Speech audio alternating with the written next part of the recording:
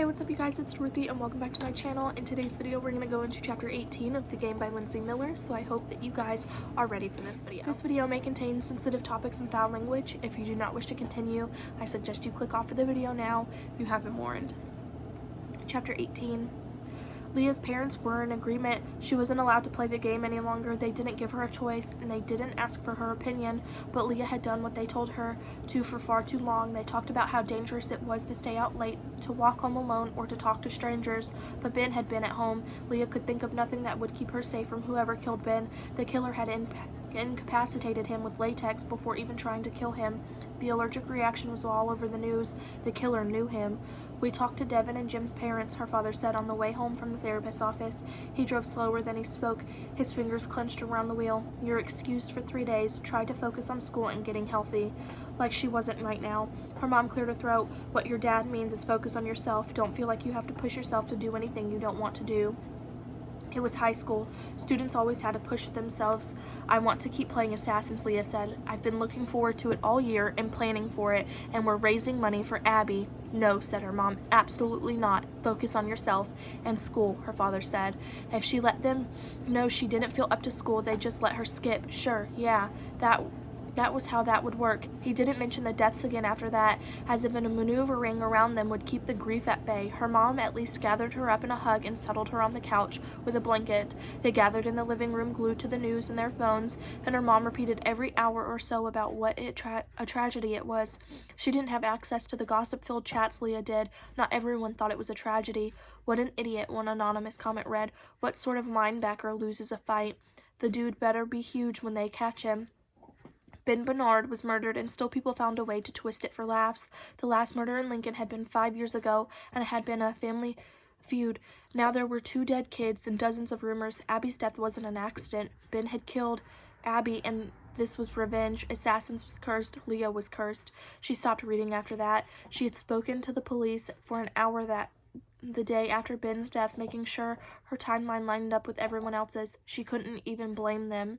"Maybe I am cursed," she muttered while watching the evening news with her mom. 3 days Ben had been dead, and Leah couldn't wrap her mind around anything. There was nothing for her to do except sleep and speculate. Her teachers hadn't sent her homework. Jim and Devin said they hadn't gotten anything either, and without the game to plan for, she had nothing to fill her head, so Abby and Ben did instead.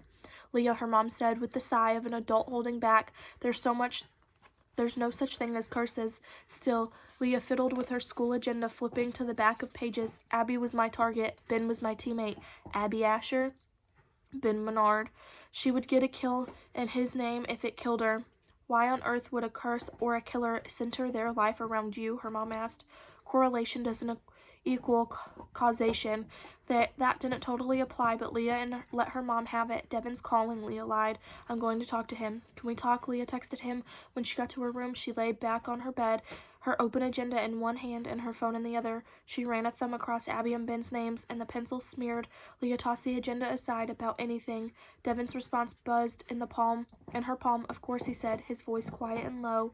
"How are you holding up?" she asked, glad that he called and not texted. It felt weird to ask, but Leah wasn't sure talking about anything else was appropriate. No one ever prepped teens for deaths. She had no clue what to say or what to do. I'm okay, I think," Devin said. "Did they ask you if Ben had any enemies?" "Yeah, I told them he was the least likely person to have enemies." Leah rolled onto her stomach and tried to separate her memories of Devin's voice and how much she loved it from how Ben's hand flopped against his dead chest with a hollow smack. They kept asking about time, too. Devin didn't say anything for several seconds. "I think he died right after we left." Leah didn't ask why. It was Devin. He loved the weird, gross parts of biology few others did, and if he thought something, he was probably right. He deferred to her on the game. She trusted him with this. They wanted to hurt him. "He would have died even if they hadn't stabbed him like that," Devin said. "His arms and face were broken out from the allergic reaction, and I bet he couldn't breathe. Even if he had won the fight, he wouldn't have lived." "But how did they know about his allergy?" Leah asked. Ben had barely wanted to tell them, so she could think of no one who knew. "I don't know," he said. "Are you going to the funeral?" "No," Leah swallowed, throat hot and sore. "Apparently I don't do great at them. Ben would probably want a party instead anyway. He would rather be alive," but Leah couldn't even say that aloud. Sorry, I need to go, he said. Text me whenever you want. I'm helping my dad cook now, but I'm going to school for a few days. Okay, you two. You can message me whenever you want. Mom? Leah wandered back into the living room and collapsed onto the couch next to her mom. Her dad couldn't take off work and she wasn't sure. She was upset about it. Is it bad if I don't go to the funeral? No, her mom said. Honey, you didn't even make it through Abby's. It is perfectly fine not to go to Ben's. Leah nodded. I just feel bad for not going, and I know it'll be closed casket, but I know what he looks like and I can't. Leah, it's fine. Her mom scrolled through another news article about it. Lord rest his soul, but I doubt Ben would have noticed you weren't there. Leah winced. That's not nice. He would have. He might have been goofy, but he was great. Leah, she put down her phone and faced her daughter. I'm sorry, you're right, and that wasn't what I meant. Ben Bernard was a very good boy, and he certainly wouldn't want you to be sad on his account. Leah peeked at her mom's phone. Promising football star struck down in prime, random, or revenge. Leah shook her head. Abby had been reduced to her promising test scores, and Ben now to his promising sport.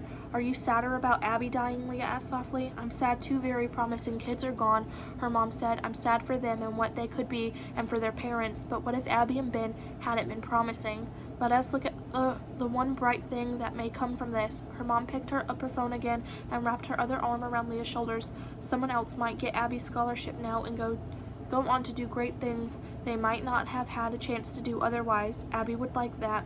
Abby would like living, and it would suck to wonder forever if you only got a reward because someone else died. They haven't caught Ben's killer yet, Leah said. They're still out there.